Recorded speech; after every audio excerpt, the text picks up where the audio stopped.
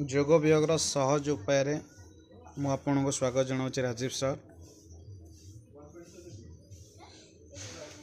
Good morning to all. वर्तमान आम देखा प्रथम एक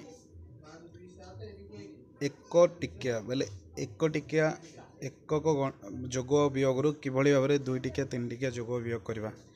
जमी 5 - 2 = 3, 3 + 8 = 11, 9 - 6 = 2, 4 + 4 = 8।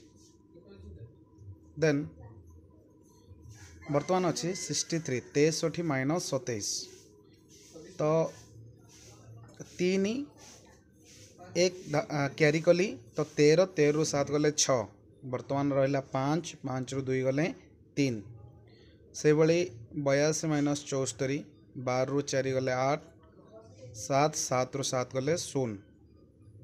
बर्तमान प्ले से भाव में ये वर्कशीट को फिलअप कर जमी 8 ऊपर बॉक्स खाली अच्छी 8 रे केते मिसले 9 1 6 अच्छी 6 हेल्ले 4 रे केते मिसले 6 2 3 अच्छी केते मिसले 4 हम 1। ठीक सेमिति 1 रु 15 नंबर पर्यंत समस्त प्रश्नर उत्तर दियो। बर्तमान आम देखा 4 टिकिया मिश्रण 8 3 11 1 क्यारी कली 1 6 2 8 रे 1 जोग है 9 7 1 8 6 5 11। ठीक सेमिति 9 8 17 7 रखला 1 2 1 3 3 2 5 5 4 9।